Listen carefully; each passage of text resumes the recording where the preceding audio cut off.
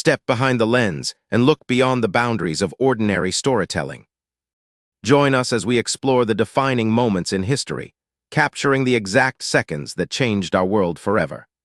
I work for a federal agency. I was on an emergency work call. Can you contact my office to confirm? I need to understand the situation here first. Please, just call my office. They're 2 miles from here. This is taking valuable time. I need to complete my investigation properly. I'm requesting you verify what I'm telling you.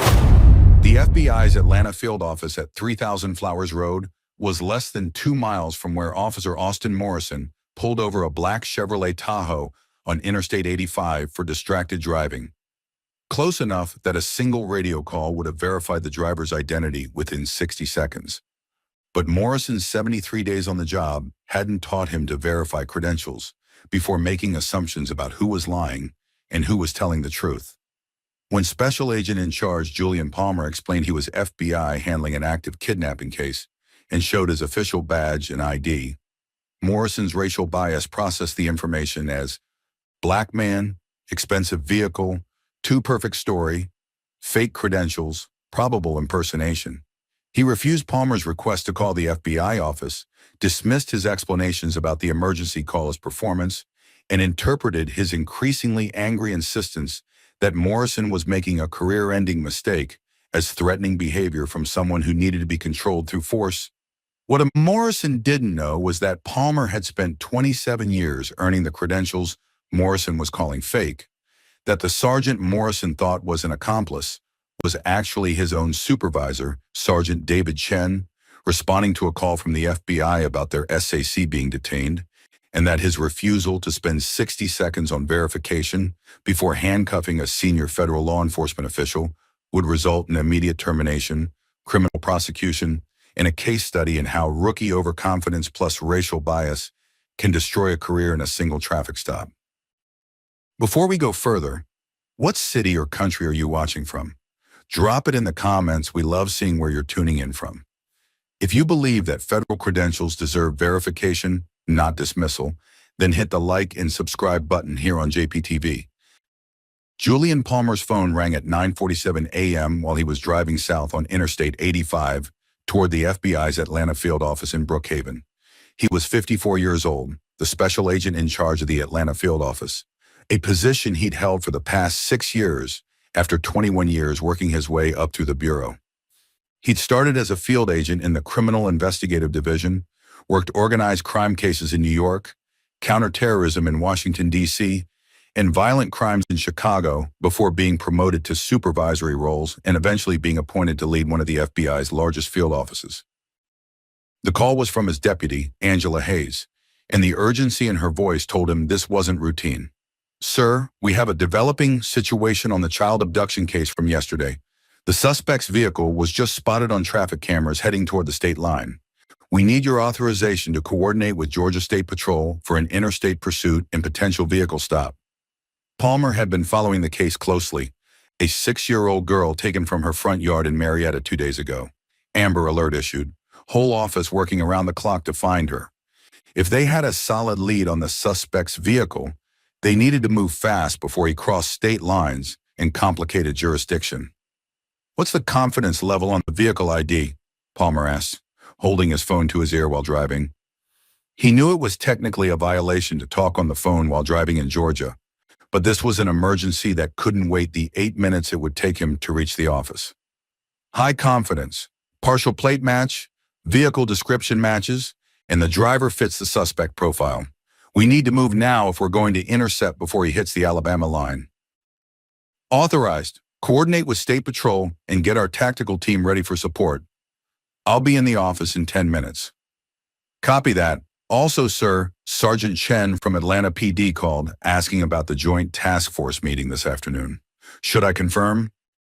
Palmer had worked extensively with Sergeant David Chen, a veteran supervisor with Atlanta PD, who coordinated frequently with the FBI on cases involving local and federal jurisdiction.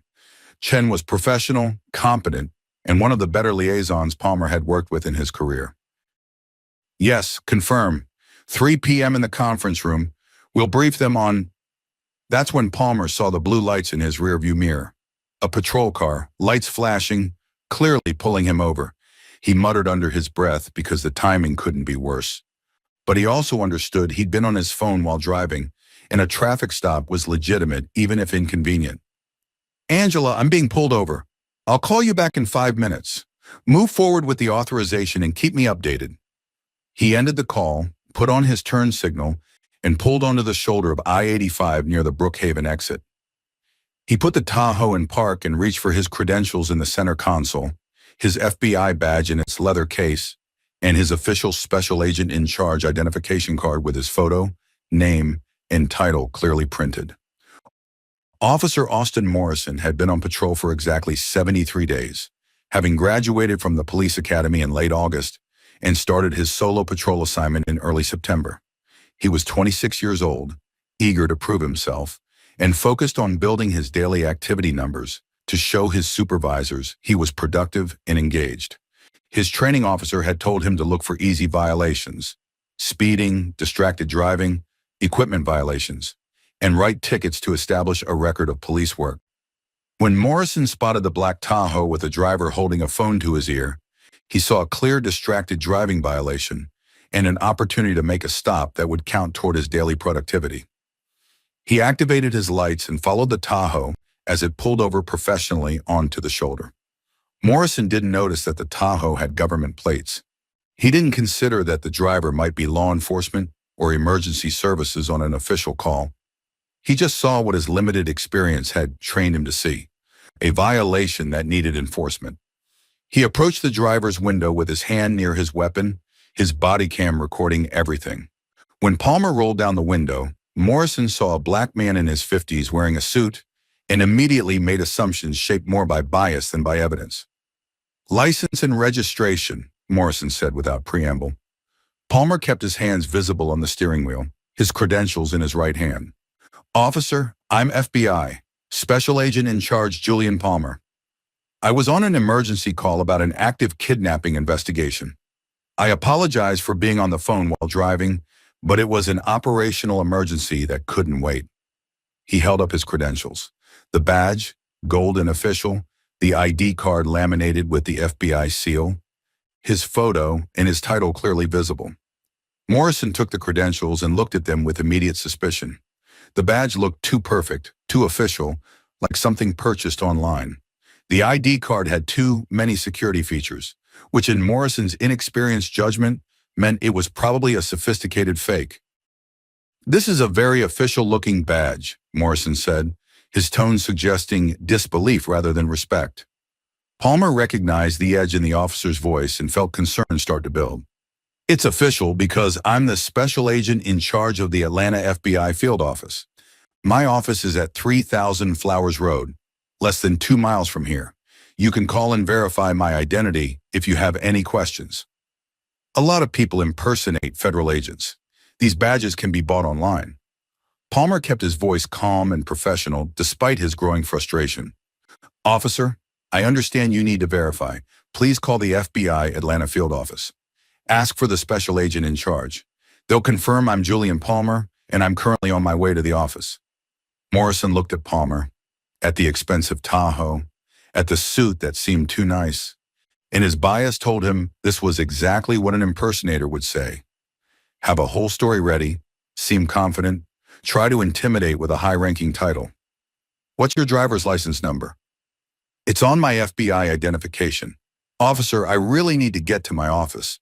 We have an active child abduction case and I just authorized a multi-agency response. Please just call the field office and verify. It'll take 60 seconds. Morrison heard the insistence as suspicious urgency, the kind of desperation someone shows when they're lying and need to get away before the lie unravels. "Step out of the vehicle, please." Palmer felt his professional composure start to crack. "Officer, I've shown you my credentials. I've explained the emergency. I'm asking you to verify my identity through official channels. What's your name and badge number?" "Officer Austin Morrison, badge 5847, and I'm asking you to step out of the vehicle for further investigation." "Investigation of what?" "I'm FBI. I showed you my badge and ID." "Call my office." Palmer pulled out his phone and dialed Sergeant Chen's direct number, knowing that Chen worked with FBI regularly and could vouch for him immediately. Chen answered on the second ring. David, it's Julian Palmer. I've been pulled over on 85 near Brookhaven by one of your officers who thinks my FBI credentials are fake. Can you come to this location and verify my identity? Morrison watched Palmer make the call and assumed it was to an accomplice who would show up pretending to be a police sergeant, exactly the kind of sophisticated impersonation ring he'd been warned about in training. Sir, end that call right now. I'm calling his supervisor to come verify who I am. Palmer's voice was rising now, frustration and urgency combining into anger. End the call or I'll consider it obstruction. Palmer kept the phone to his ear. David, I'm at mile marker 89 southbound. The officer's name is Austin Morrison. Please get here as soon as possible before this gets worse. Morrison made a decision. This person was refusing to comply, making suspicious calls, and showing behavior that suggested he was involved in something criminal. The elaborate FBI story was clearly a cover, and Morrison was going to do his job and investigate properly regardless of how official the fake credentials looked. Sir, put the phone down and step out of the vehicle. Last warning. And Julian Palmer, who'd spent 27 years serving in the FBI, who'd worked cases across the country, who currently led an office of over 400 agents and support staff, realized with sinking certainty that he was about to be arrested by a rookie cop who couldn't see past his skin color and his expensive vehicle to recognize that maybe, just maybe, the FBI credentials were real and a simple verification call would confirm everything. Palmer got out of the Tahoe slowly, his hands visible, his FBI badge still in his left hand. He was trying to stay calm despite the anger building in his chest because he had an active kidnapping case that needed his attention, and he was standing on a highway shoulder being treated like a criminal by a cop who'd been on the job for less than 3 months. Officer Morrison, I'm asking you one more time to verify my credentials. Call the FBI field office. The number is public. Ask for the special agent in charge, and they'll tell you I'm Julian Palmer, and I'm on my way to work right now. Morrison took Palmer's FBI badge and examined it like he was looking for obvious signs it was fake. These can be purchased online for a few $100s. I've seen cases where people impersonate federal agents to commit crimes. I'm not impersonating anyone. I am FBI. I've been with the Bureau for 27 years. My office is 2 miles from here. Just make the call. Your story is very detailed. That's exactly what someone would prepare if they were planning to impersonate a federal agent. The more elaborate the story, the more suspicious it is. Palmer stared at Morrison in disbelief. You think my story is too good, so that makes it fake? Do you hear how ridiculous that sounds? Sir, I need you to calm down and stop being aggressive. I'm not being aggressive. I'm frustrated because you won't do basic verification. You're wasting time on an active case because you can't pick up a phone. Morrison's hand moved to his handcuffs because Palmer's raised voice and obvious anger were exactly the signs of someone who was guilty and getting desperate. I'm going to need you to turn around and put your hands behind your back. You're arresting me? For what? For impersonating a federal officer and for obstruction during my investigation. Palmer pulled out his phone again and called Angela Hayes at the FBI office. She answered immediately because she'd been waiting for him to call back about the kidnapping case authorization. Angela, call Sergeant Chen at Atlanta PD right now. I'm being detained on I-85 by a rookie officer who thinks I'm impersonating FBI.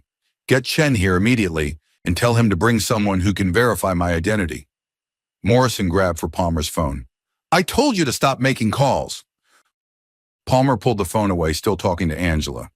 Officer Austin Morrison, badge 5847, mile marker 89 southbound on 85. Get someone here now. Morrison made his decision. He grabbed Palmer's arm and spun him around, forcing him against the side of the Tahoe. Palmer didn't physically resist, but he kept protesting verbally, kept insisting this was a mistake, kept demanding that Morrison verify his identity. You're making a career-ending mistake, Palmer shouted as Morrison pulled his arms behind his back. I'm the FBI special agent in charge. You're arresting a federal law enforcement officer.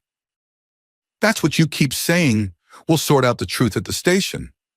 The handcuffs went on, cold metal closing around Palmer's wrists, and he felt the complete wrongness of the situation settle over him. He was a federal law enforcement officer with nearly 3 decades of experience, being arrested by a rookie who'd been on patrol for 73 days. A car slowed down as it passed, the driver staring at the scene. Rebecca Santos was heading to work when she saw the police stop and noticed that the man being handcuffed was in a business suit and seemed to be arguing that he was law enforcement. Something about it looked wrong to her, so she pulled over onto the shoulder about 50 yards ahead and started recording on her phone. Morrison walked Palmer back to the patrol car and put him in the back seat, still handcuffed. Palmer sat there watching the clock on the patrol car's dashboard tick from 10:03 to 10:05 to 10:07. The kidnapping case was moving forward without him. His team needed his direct authorization for certain tactical decisions, and he was sitting in handcuffs in the back of a rookie cop's patrol car because that rookie couldn't be bothered to make a single verification call. At the FBI field office 2 miles away, Angela Hayes was on the phone with Sergeant David Chen explaining the situation. Chen's response was immediate and alarmed. He arrested Julian Palmer? SAC Palmer? Is Morrison out of his mind? Apparently he thinks the credentials are fake. Can you get there and straighten this out? I'm leaving right now. Keep your phone on. Chen grabbed his keys and ran to his patrol car, already knowing this was going to be a disaster. He'd worked with Palmer for 5 years on joint task forces in major cases. Palmer was one of the most respected federal law enforcement officials in Georgia, and some rookie with less than 3 months on the job had just handcuffed him on the side of I-85. Back at the traffic stop, Morrison was running Palmer's driver's license through the system. It came back valid, registered to an address in Buckhead, no warrants, no violations. But Morrison was convinced the license was part of the fake identity, so clean records just meant the impersonation was sophisticated. Palmer sat in the back of the patrol car and tried to control his anger because losing his temper wouldn't help. But he couldn't stop thinking about the fact that a rookie cop had decided his FBI credentials were fake based on nothing but bias and inexperience. At 10:12, a patrol car with lights flashing pulled up behind Morrison's vehicle. Sergeant David Chen got out and walked toward Morrison with an expression that mixed fury and disbelief. Morrison saw his sergeant approaching and felt relieved because now he'd have backup to help process this impersonation case properly. Chen walked straight past Morrison to the patrol car where Palmer sat in the back seat. He opened the door and saw the FBI's special agent in charge sitting in handcuffs, and his face showed he couldn't believe what he was looking at. "Sir, I'm getting you out right now. I'm so sorry about this." Morrison walked over, confused. "Sarge, this guy is impersonating FBI. He's got fake credentials and—" Chen turned to Morrison with an expression of pure rage. "That's not this guy. That's Special Agent in Charge Julian Palmer. He runs the FBI's Atlanta field office. And you just arrested him based on what exactly?" Morrison's confidence started to crack. "He was on his phone while driving, and when I stopped him, he claimed to be FBI, but the badge looked fake." "The badge looked fake? Did you call the FBI office to verify?" "No, but did you call anyone to verify his identity before you handcuffed a federal law enforcement official?" "He seemed suspicious and—" Chen uncuffed Palmer and helped him out of the patrol car. Palmer straightened his suit jacket with as much dignity as he could manage and looked at Morrison with cold fury. "Officer Morrison, you just arrested the head of the FBI's Atlanta office during an active kidnapping investigation because you decided my credentials looked too official to be real. You refused to make a single verification call, and you're about to learn exactly how badly you just destroyed your own career." Sergeant Chen pulled Morrison aside while Palmer made calls to his office, and Chen's voice was low and shaking with barely controlled anger. "How long have you been on the job, Morrison?" 73 days, sir." 73 days. And in those 73 days, did anyone teach you to verify credentials before arresting someone claiming to be federal law enforcement? "I thought the badge was fake. It looked too perfect." "Too perfect? It's an official FBI badge issued by the federal government. What exactly were you expecting it to look like?" Morrison had no answer because the reality of what he'd done was starting to sink in. Chen pulled out his phone and called the FBI field office, putting it on speaker so Morrison could hear. "FBI Atlanta, how may I direct your call?" "This is Sergeant Chen, Atlanta PD. Can you confirm the identity of your special agent in charge?" "Special agent in charge, Julian Palmer. Would you like to speak with his office?" "Can you describe him for me?" African-American male, 54 years old, been with the Bureau 27 years. Is there a problem, Sergeant? Chen looked at Morrison with disgust. One of my officers just arrested him on I-85 for impersonating a federal agent. There was a long pause on the other end. You're telling me someone arrested S.A.C. Palmer? Yes, we're handling it now. Chen ended the call and pulled up the FBI's website on his phone, navigating to the Atlanta Field Office leadership page. He turned the screen toward Morrison.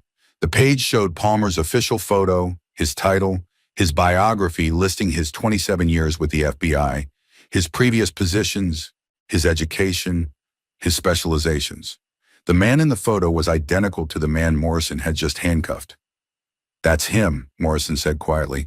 That's the man I arrested. Yes, that's the special agent in charge of the FBI's Atlanta field office. The man you handcuffed is one of the highest-ranking federal law enforcement officials in the state of Georgia. Palmer finished his call and walked over to them. His suit was wrinkled from being pressed against the patrol car. His wrists had red marks from the handcuffs, and his expression showed cold, controlled fury. Officer Morrison, I want you to understand exactly what you did today. I was coordinating a response to an active child abduction case. A 6-year-old girl was taken from her front yard 2 days ago, and we had just located the suspect's vehicle heading toward the state line.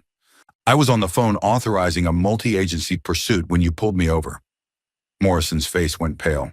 Sir, I didn't know. You didn't know because you refused to verify. I showed you my FBI badge and identification. I told you my office was 2 miles away. I asked you repeatedly to call and verify my identity. You refused every request because you had decided that a black man in an expensive vehicle couldn't possibly be who he said he was. Chen pulled Morrison's body cam footage and played it back on his phone. The video showed everything.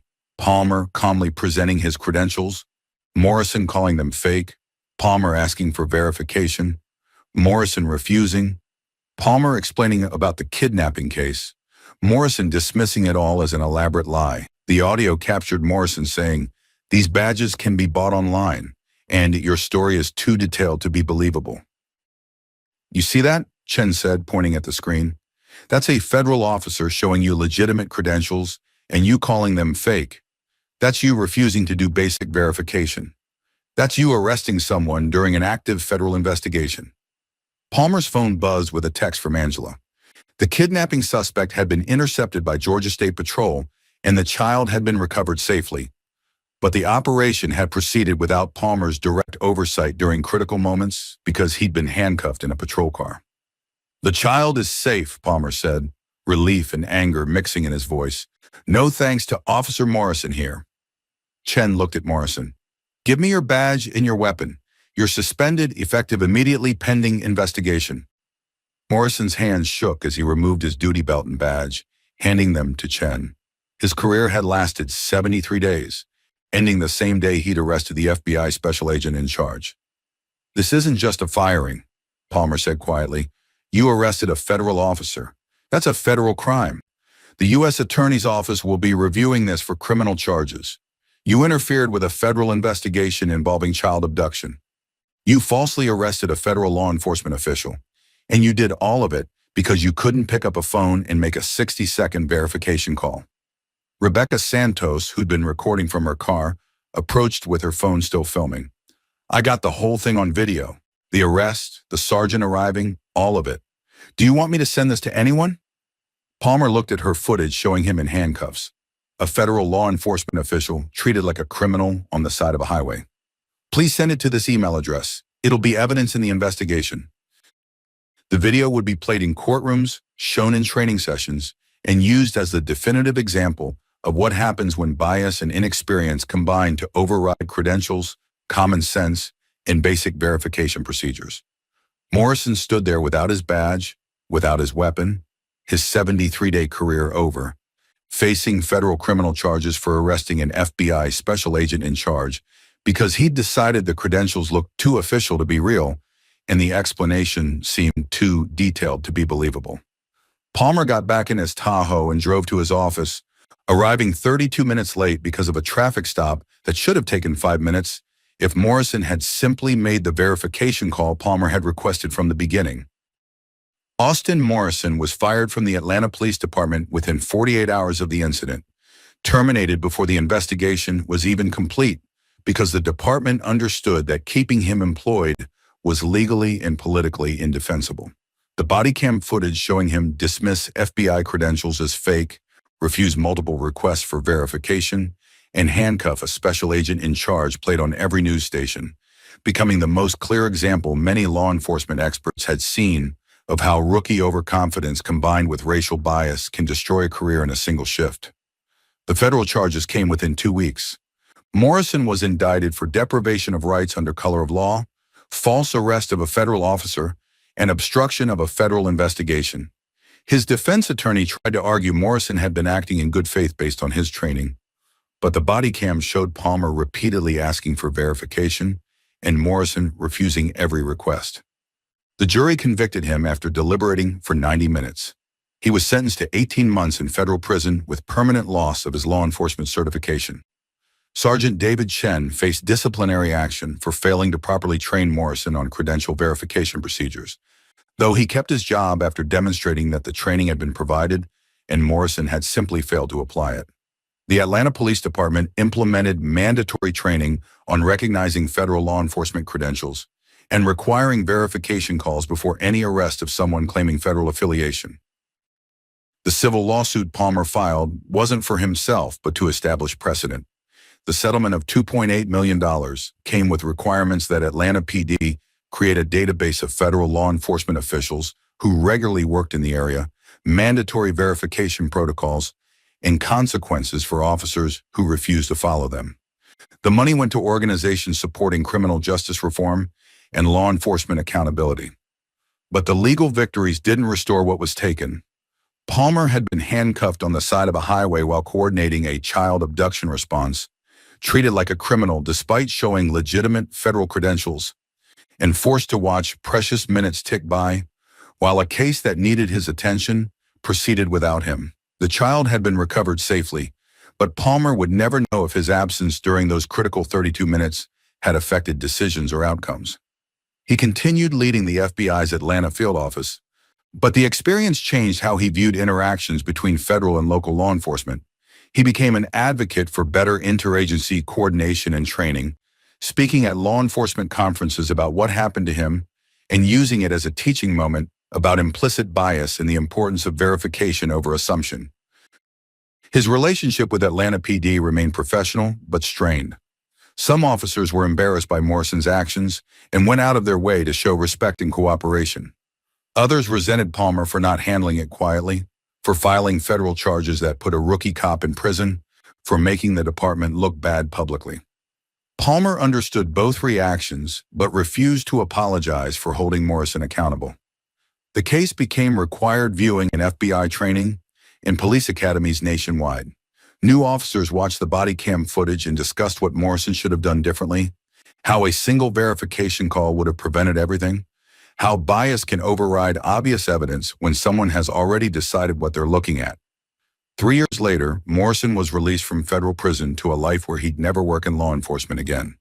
His LinkedIn profile described him as working retail security, a dramatic fall from the police career he thought was beginning when he pulled over what he assumed was just another distracted driver. Palmer still carried his FBI credentials in the same leather case, but now he also carried copies of the federal court ruling in his case and the Atlanta PD policy changes that resulted from it.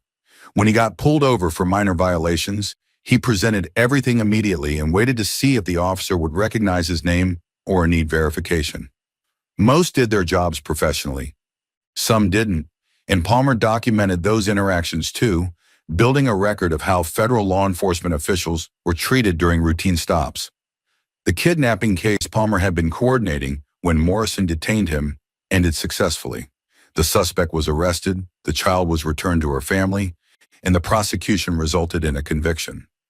But Palmer never forgot those 32 minutes when he should have been available to his team and instead was sitting in handcuffs because a rookie cop's bias was stronger than official federal credentials. The accountability was real and unprecedented. Morrison went to prison, his career destroyed on day 73. Policies changed across multiple departments.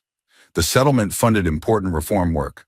But Palmer carried the knowledge that his 27 years of federal service and his position leading 400 agents meant nothing to an officer who decided a black man couldn't possibly be who his credentials said he was. He'd won every legal battle and achieved systemic change, but the cost was personal. The experience of being handcuffed on a highway during an active case, having his FBI badge dismissed as an online purchase, and learning that even leading a federal law enforcement office doesn't protect you from being seen as a suspicious first and credible second. Federal credentials dismissed as too official to be real. 27 years of service ignored in 73 days of bias. Some rookie mistakes in careers the same day they start. Share this if you believe verification should come before assumption. Subscribe to JPTV for stories where justice was served but scars remain. Drop a comment. How do we teach officers to verify before they assume? See you next time. Every historical record holds a profound story waiting to be carefully uncovered. Every story we explore is a deliberate step closer to the ultimate truth. Thank you for joining us on this vital journey of discovery today.